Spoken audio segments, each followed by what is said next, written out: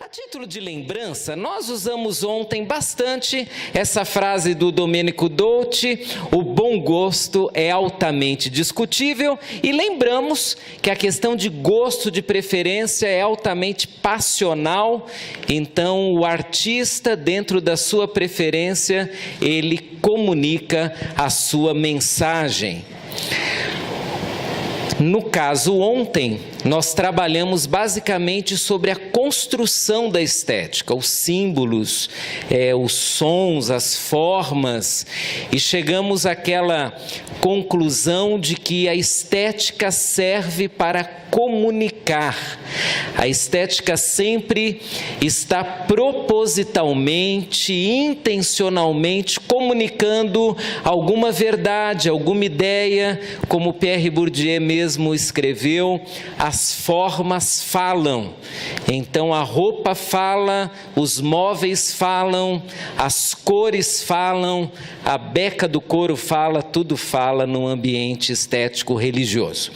Comentamos ontem também que a terminologia estética é formada a partir de alguns elementos, como sons, cores, formas, padrões, lugares, símbolos, expressões, ritos. Então a gente tem um imaginário enorme que compõe aquilo que chamamos de estética.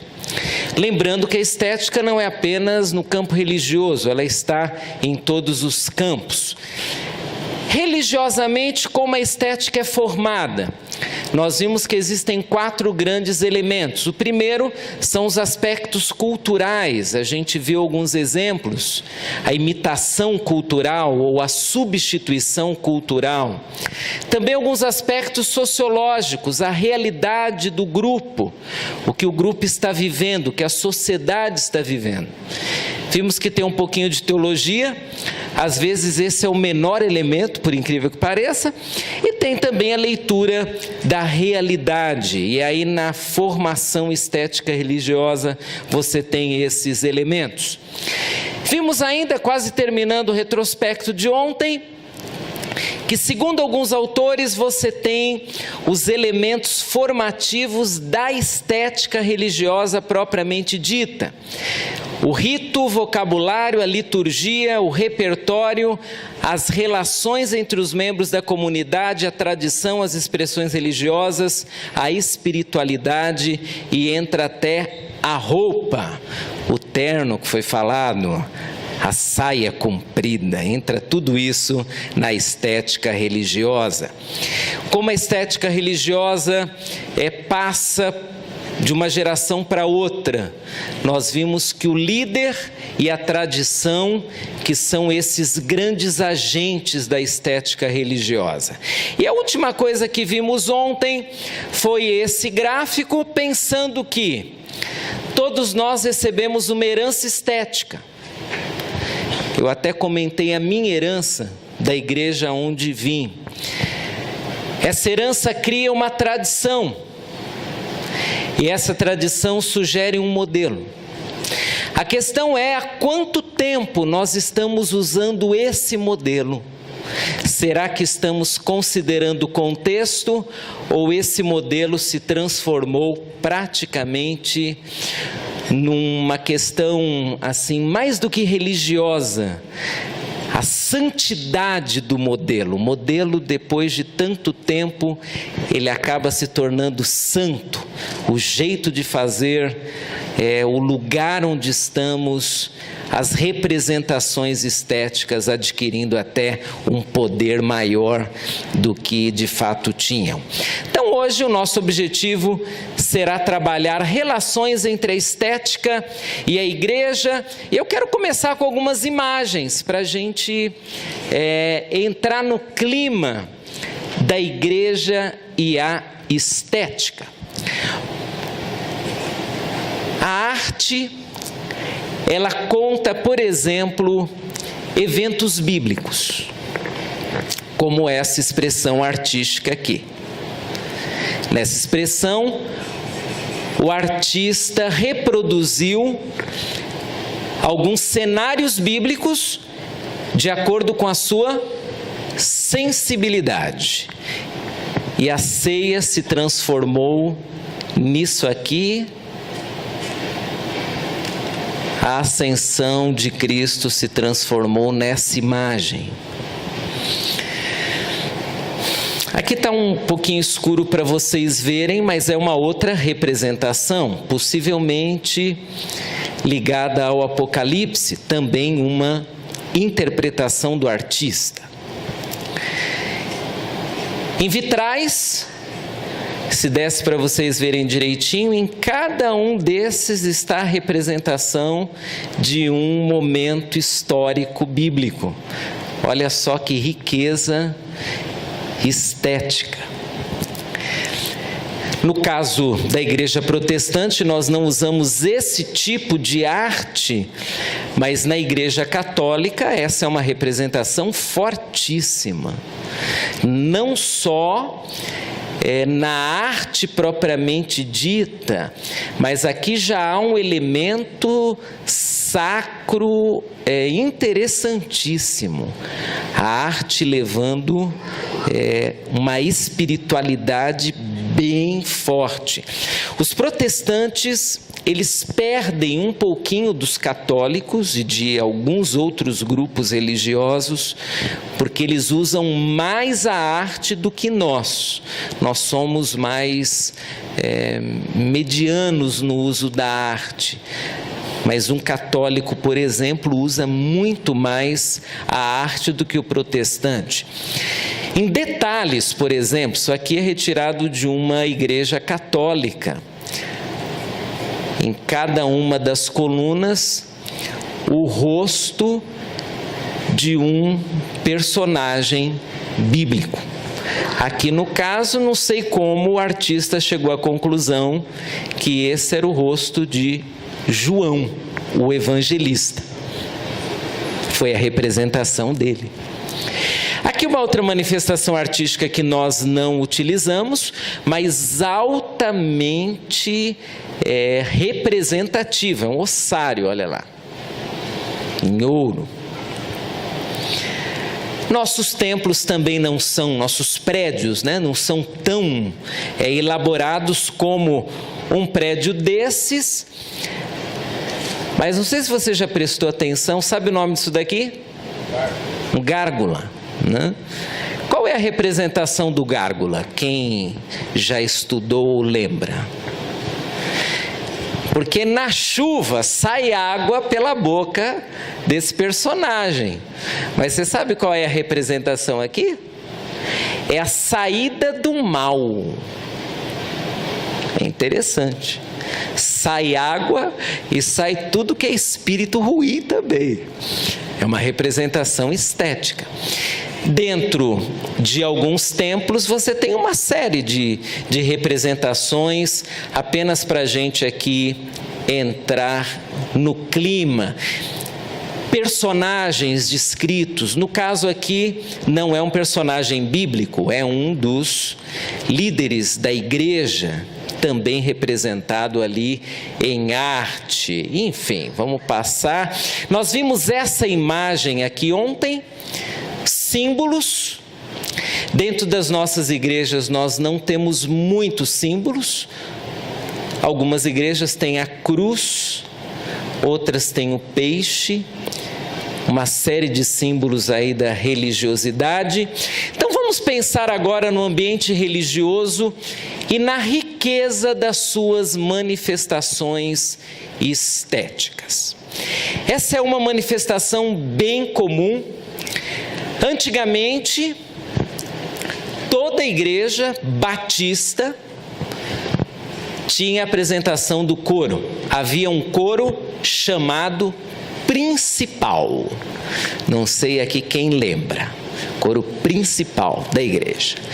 Esse coro, além da beca, tudo mais, ele tinha um lugar especial no culto.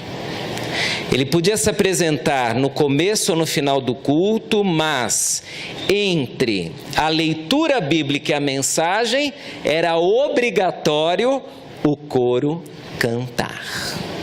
O que será que esse lugar e essa representação queriam mostrar para os irmãos da igreja. É algo para nós pensarmos. Prédios. Prédios também são ricos em manifestações estéticas. Hoje os prédios de igreja, eles não têm mais esse formato, mas todo mundo quando via um prédio sabia, um prédio de igreja, lá é uma igreja, por causa da torre. As capelas tinham, as igrejas tinham, hoje não mais. Qual é a representação da torre da igreja? Está apontando para o céu, não é um acaso.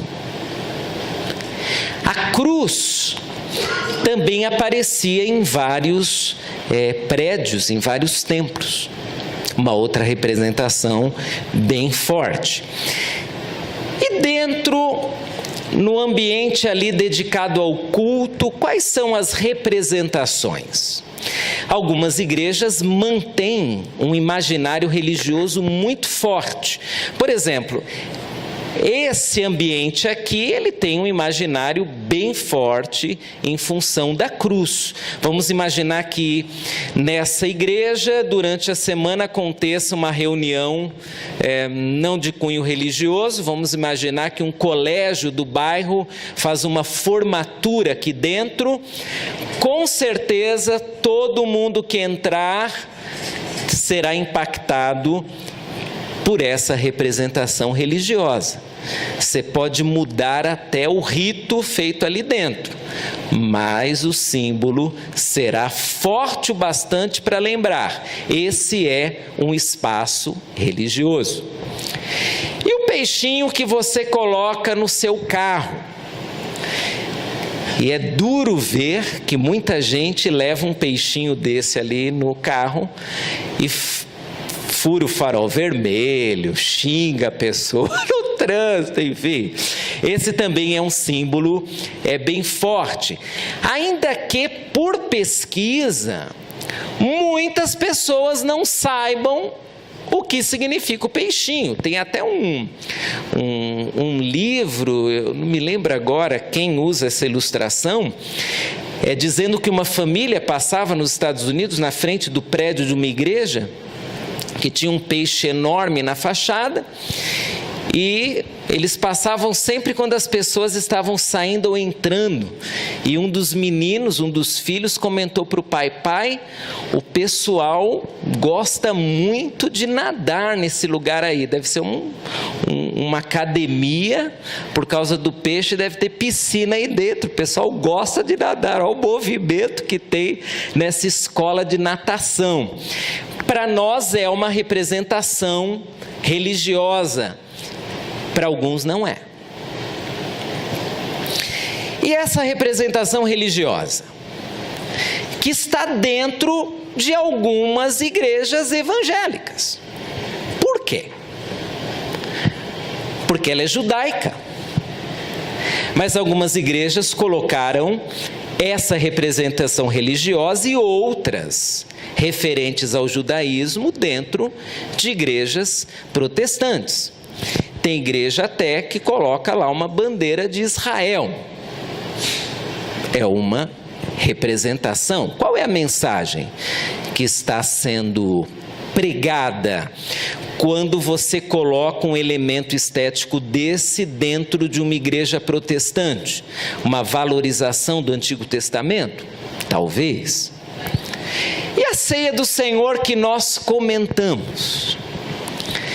Não sei se vocês sabem, mas quando acaba a ceia, acontecem situações engraçadíssimas.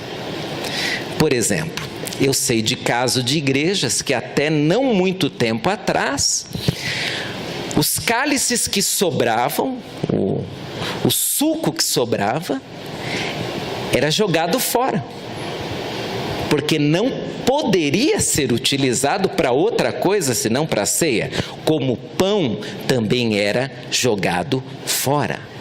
dada a importância não apenas do momento, mas da representação daqueles elementos.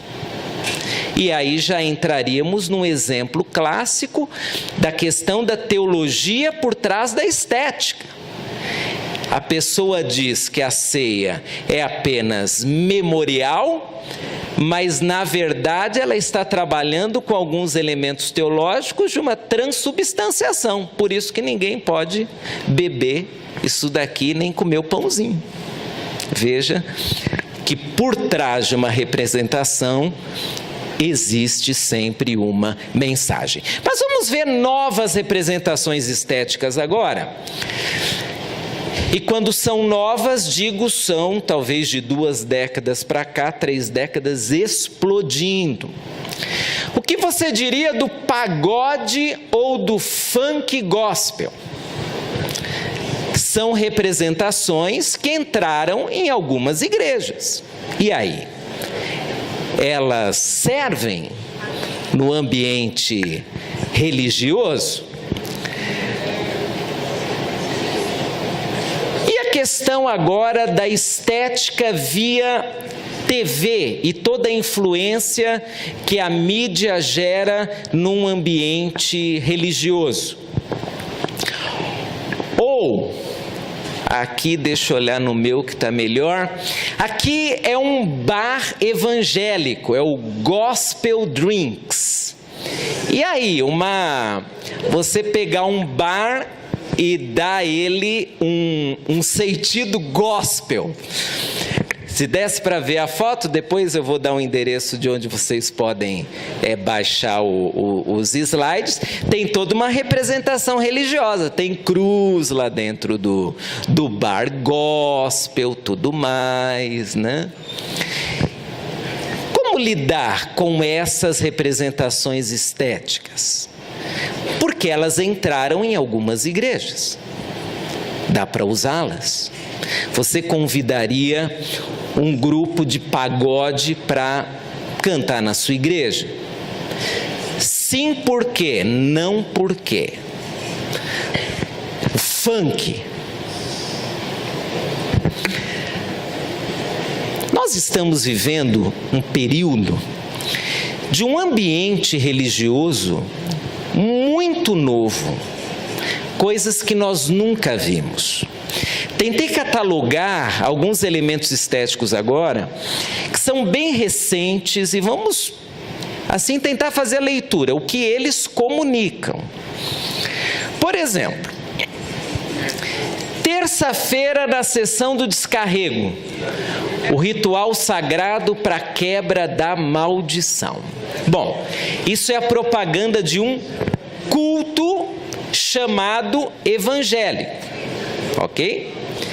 Só que veja os elementos.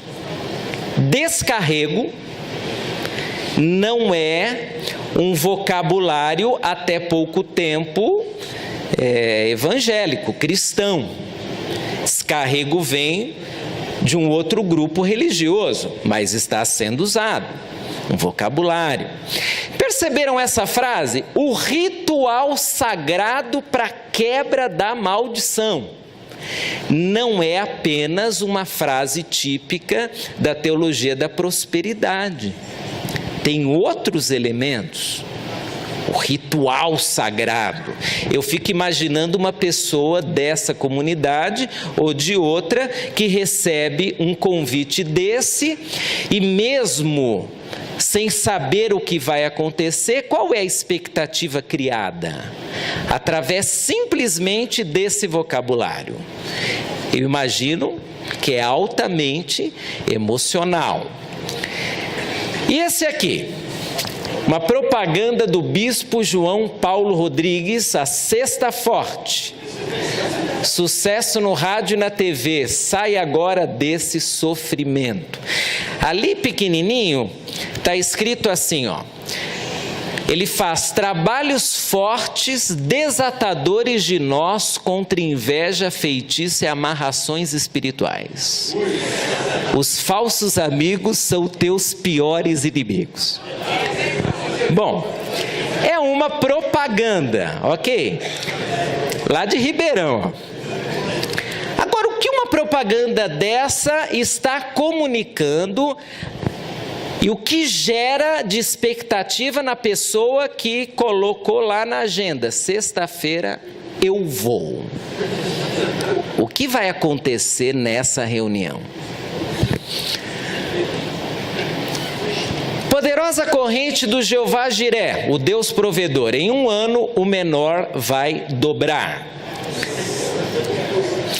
Percebeu que tem uma representação até numérica aqui. 30, 60, 100. Há uma expectativa financeira. Um culto, imagino, né? Uma corrente para gerar uma expectativa financeira, o Deus provedor. E essa escola de samba?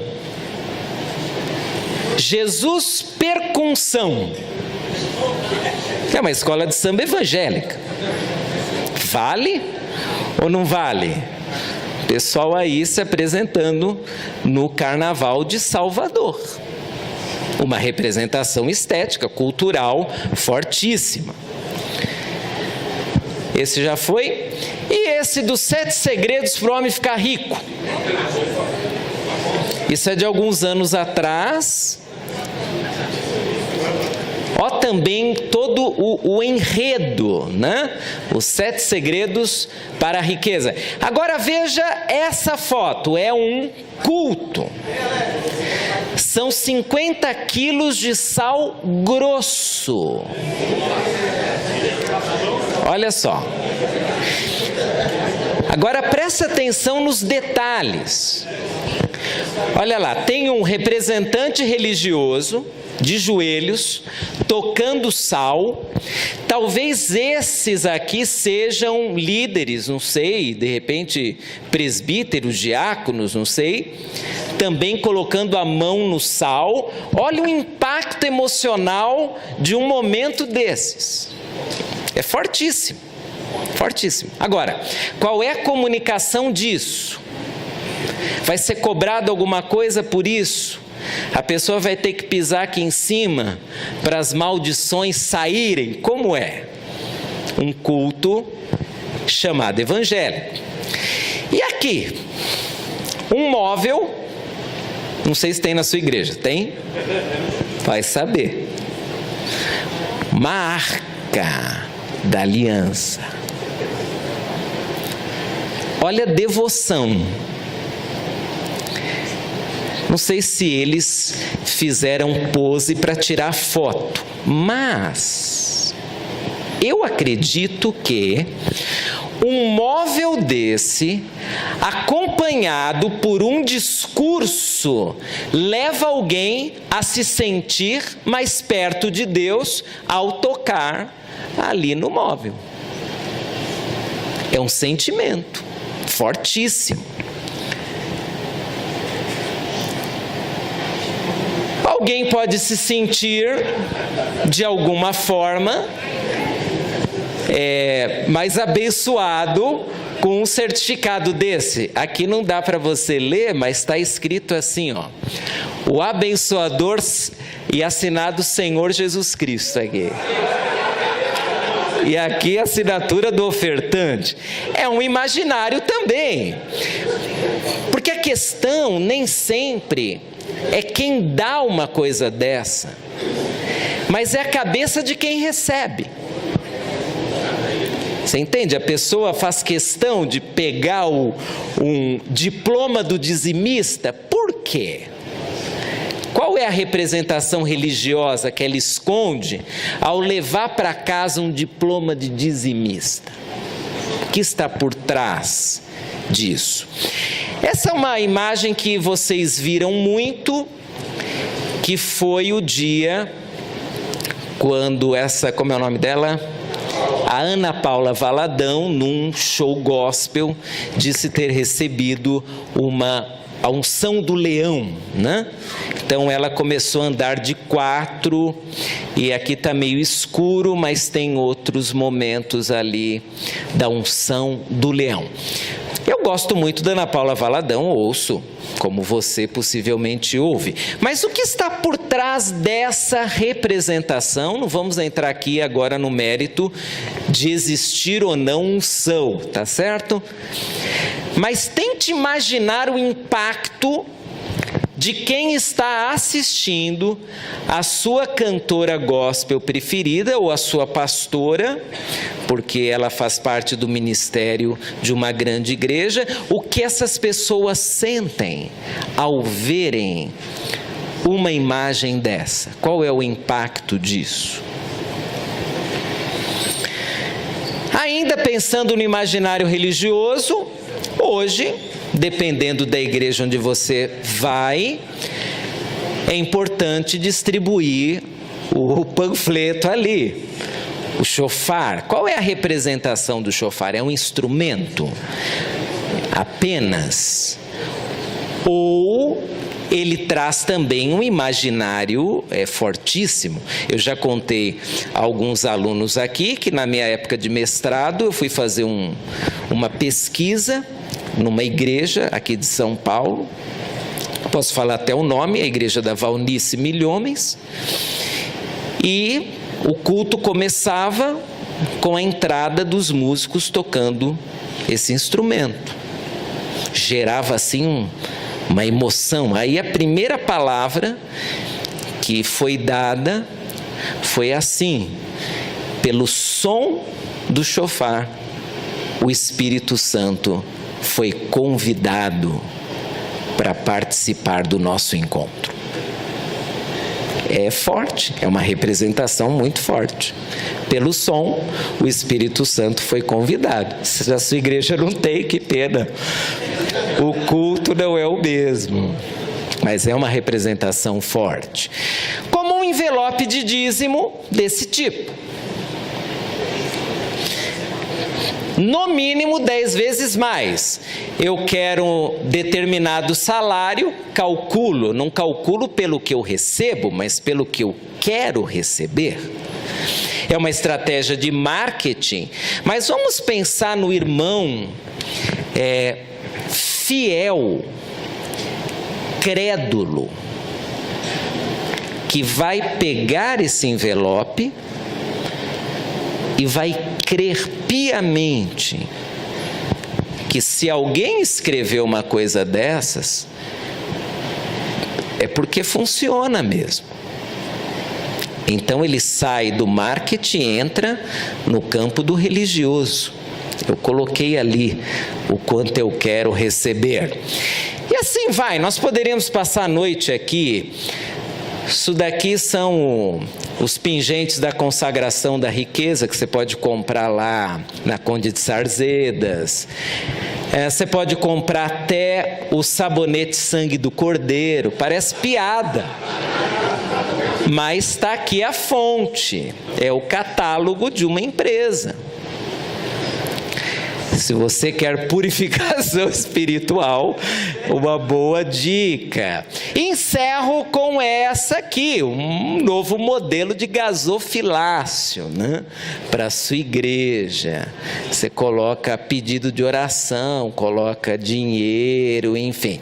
Ou seja, nós estamos vivendo um ambiente rico em manifestações estéticas, mas ao mesmo tempo que ele é rico na variedade, ele chega a ser esdrúxulo em algumas representações. Tudo isso vale. O que está por trás de cada representação? Até onde a estética pode representar a fé? Qualquer elemento estético pode ser utilizado. Então, se há uma linguagem cultural que é bem aceita, eu posso transportá-la para a igreja, ou eu preciso fazer uma leitura do que essa representação de fato está anunciando nas entrelinhas? É só trazer um estilo. Se esse é um estilo aceito pela sociedade, é só mudar a letra. E o estilo vale, o ritmo vale. Como a gente transita nessa variedade de elementos estéticos e, ao mesmo tempo, na verdade do Evangelho. Como a gente faz esse trânsito? Uma coisa é certa: nós vivemos uma época de grandes mudanças estéticas, muitas mudanças. Nesse livro, Música e Consciência Filosófica, Psicológica e Perspectivas Culturais, olha que interessante a frase do David Clarke. De tempos em tempos, a sociedade elege elementos estéticos que representam o pensar coletivo. Esses elementos explicam a mudança no contexto artístico e sua diversidade. A pós-modernidade tem sua própria estética, reinventando símbolos, ritmos e outros elementos do campo artístico. Mas eu vou me ater à primeira frase. De tempos em tempos, a sociedade elege elementos estéticos. Então vamos voltar um pouquinho. Você já percebeu, quem é mais ou menos da minha idade, para cima de 40,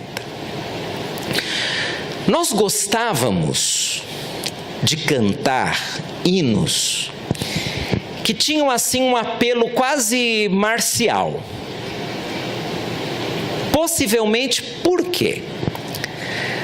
Porque na época da ditadura militar, essa era uma representação sonora muito conhecida. A gente nem percebia, mas tinha uma representação assim. Isso era forte.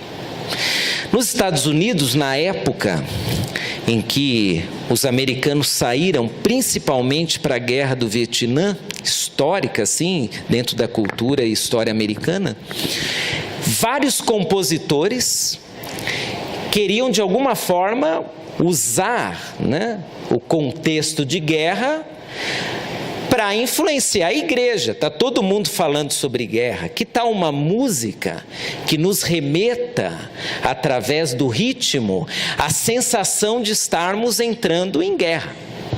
E foi uma época quando a cultura religiosa destacava também não só o ritmo, mas os termos militares, a ideia de guerra. E nós tivemos isso também no Brasil. Mas vivemos uma outra época.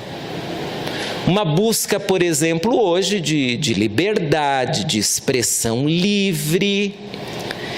Qual é a influência dessa busca no nosso imaginário religioso?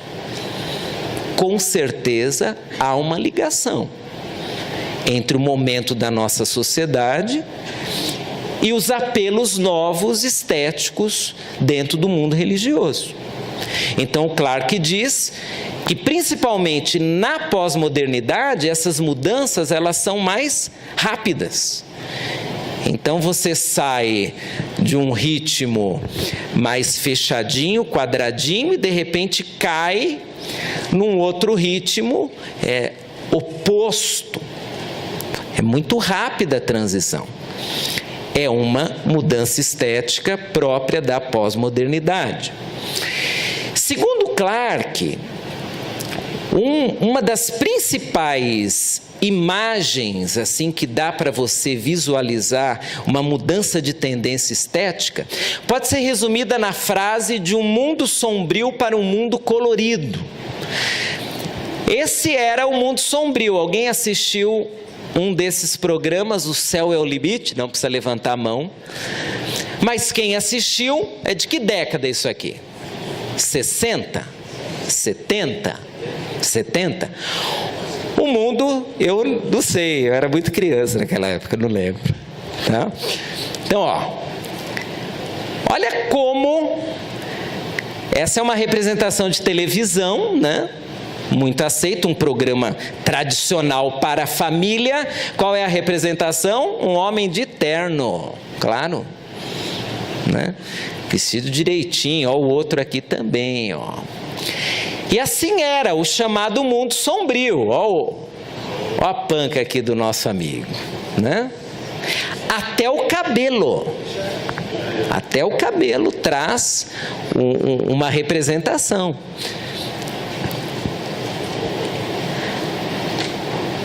Só para ver a mudança, ficou pequenininho. Mas olha como era na década de 70 e olha como ficou. Ficou não só colorido, mas ficou leve. A cor, identificando a leveza, sai de um único apresentador que dominava a verdade da informação, e agora há inclusive um diálogo. Sai de um discurso onde fazer uma piadinha poderia ser até motivo de demissão, e agora não, agora tem que fazer uma piadinha, tem que fazer uma brincadeira. Então, Clarke diz que uma das mudanças bem visíveis na estética, ela pode ser vista nessa frase: um mundo mais sombrio, mais quieto, não tão entusiasta, para um mundo mais leve, mais colorido, mais brincalhão, mais divertido, mais jovial.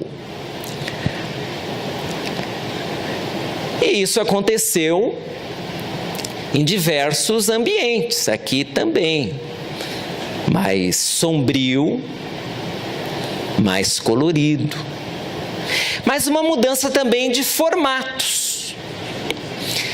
Então agora as formas são mais arredondadas, né? Aqui ainda se preserva mais, né? Mais sóbrio, aqui está bem mais liberal, mais jovial. Agora vamos olhar igrejas. Vamos pegar uma igreja bem assim típica de transição. A primeira igreja batista de Dallas, que em determinada época nos Estados Unidos foi a maior igreja americana. Então olha lá, esse é o prédio antigo, tem cara de igreja. Aqui, ó, o coro atrás do púlpito. Púlpito de madeira, órgão de tubos. Essa é uma representação típica de uma igreja tradicional batista. Vai lembrar, assim, aqui em São Paulo a gente lembraria um pouco, não, o prédio não, mas o ambiente interno, órgão de tubos, primeira igreja de São Paulo, o coro lá atrás, Penha, PIB do Rio, quem conhece é bem assim, né? Então essa era uma representação típica, mas alguns anos atrás eles resolveram mudar a estética da igreja. E aqui está a nova PIB de Dallas. Aqui é a fachada. Tem um elemento estético, tem a cruz aqui. Mas se não tivesse, dá para arriscar que é um prédio comum, não é um prédio de igreja. Ó, só para fazer o contraste, olha o ambiente, as cores, olha agora, viu a predominância do azul, arredondado, mudou bastante. O púlpito ficou mais moderno, né? Menor, a gente usaria, dá para tirar o púlpito facilmente. No caso ali, a preservação ainda da roupa um pouco mais clássica, mas só o pastor, talvez os ministros da igreja. Ficou mais leve, identificando talvez uma igreja contemporânea. Será que é por isso que eles mudaram radicalmente a estética da igreja? Talvez. Essa era uma imagem muito comum nas nossas igrejas. O regente. Muitas igrejas não têm mais regente. Era uma representação estética, não era só o líder da música, mas era uma representação estética. A beca, o pessoal cantando sempre com partitura. Por quê? Dá uma ideia de seriedade, de estar dentro ali, né, da partitura certinho. Mas não atrapalhava uma movimentação, um gesto? Então a maioria dos coros hoje não canta mais assim. As pessoas levavam inário para a igreja, cantor cristão. Tinha até a versão Bíblia com cantor cristão. Era um negócio dessa grossura, né?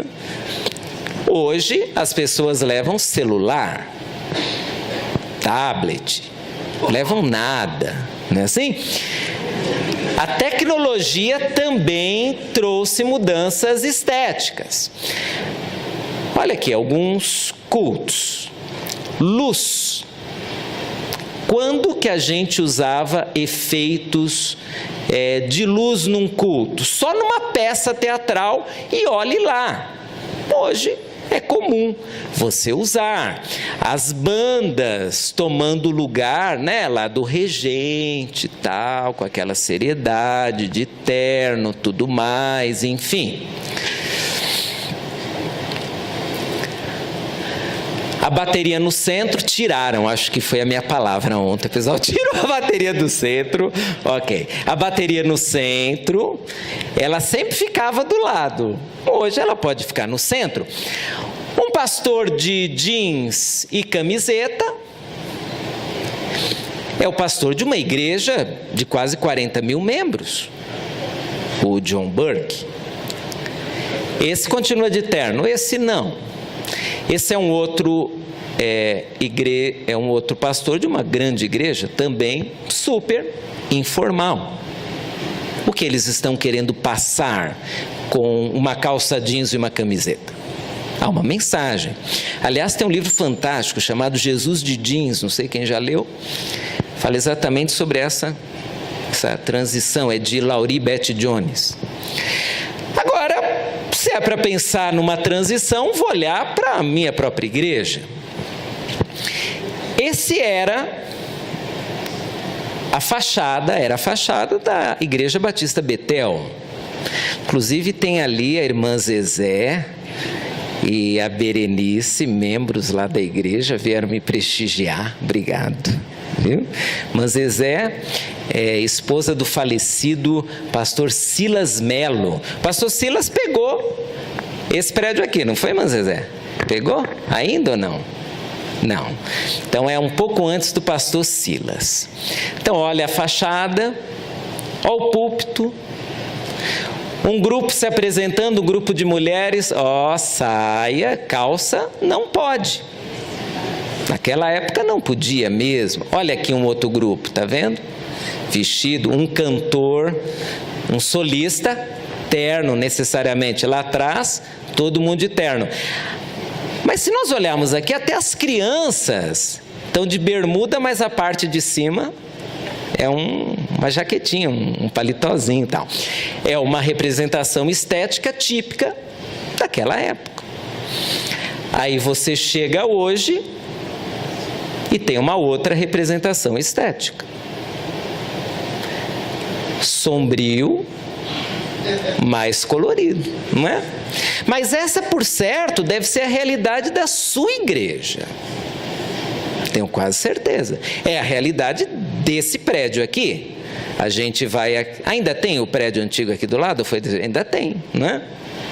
Tinha cara de igreja. Esse não tem tanto quanto aquele. Uma representação bem comum.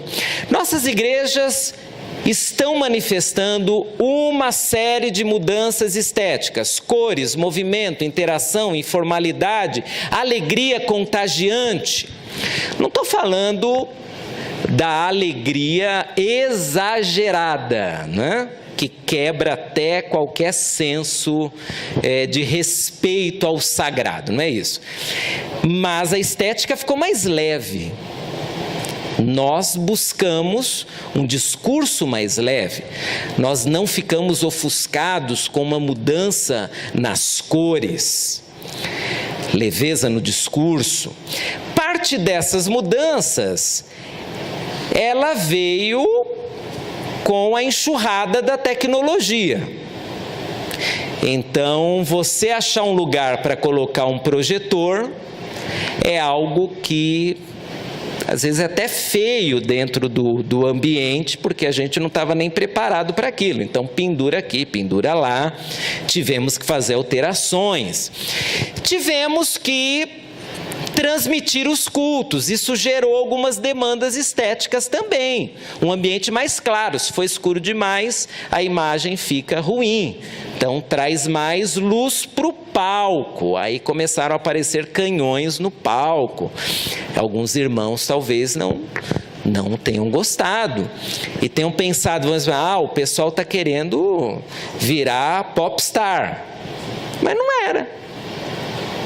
Era uma necessidade da tecnologia. Informações em tempo real. E nós estamos vivendo isso, né? Interação em redes sociais, efeitos sonoros, enfim. O Ferguson, ele diz que não somos mais a igreja dos nossos avós. E de fato nós não somos.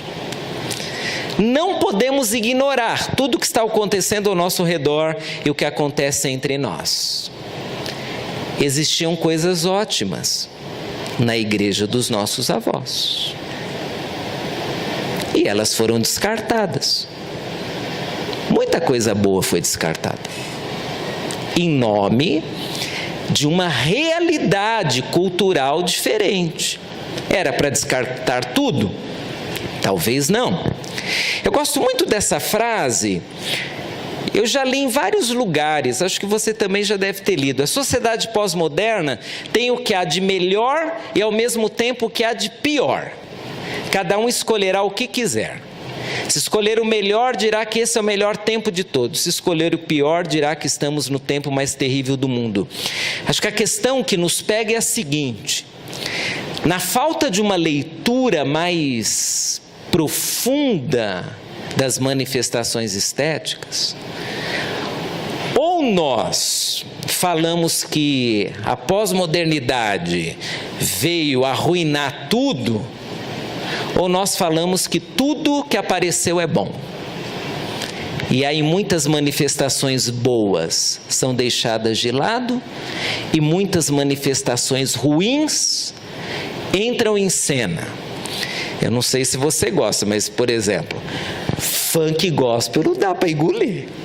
É difícil. Mas algumas igrejas aceitam. O problema é que, diante do novo contexto, nos sentimos traindo nossa herança, nossos valores, nossa tradição. Obviamente, essa é uma reclamação de várias pessoas. Quem pegou as mudanças estéticas, obviamente se sentiu desconfortável. Eu mesmo me sinto várias vezes, talvez você também se sinta. Porque a estética não representa valores. Quando a estética muda, nós questionamos os valores.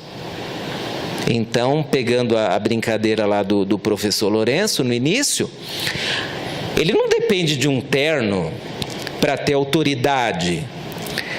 Mas quando ele está de terno, eu que tenho mais cabelos brancos, de repente me sinto mais confortável. Eu sei que a autoridade é a mesma, mas o passional entra em cena. O que fazer então para nós agora encerrarmos o dia? Nós precisamos reler, fazer uma releitura da estética religiosa. Algumas perguntas. Os símbolos tiveram alguma alteração em seu significado de um período para o outro? Se tiveram, qual foi a alteração? Posso continuar usando? Não posso mais? A linguagem religiosa passou por alguma transição que tenha alterado o seu significado? Então, por exemplo, aquela linguagem estética do pastor que batia no púlpito e quebrava o punho no púlpito, de tanto que ele batia. Isso talvez no passado era compreendido como autoridade pastoral, mas e hoje como é compreendido? Dá para bater no púlpito ainda e manter o mesmo imaginário? A sociedade reinterpretou algum elemento estético a ponto de alterar sensivelmente a comunicação? Esse mesmo elemento, ele pode comunicar o que comunicava? Esse elemento da cultura, ele pode comunicar dentro de uma comunidade cristã algum valor do Evangelho? São perguntas bem difíceis de responder. Eu encerro com esse slide, algo que nós não podemos esquecer. O elemento estético é altamente passional. Então, a emoção que o elemento estético gera pode sugerir uma série de coisas. Nós não podemos ser inocentes quanto à estética. Nós precisamos pensar o que cada elemento estético está de fato transmitindo, porque um uso inocente de qualquer elemento pode gerar uma série de interpretações equivocadas da verdade do Evangelho.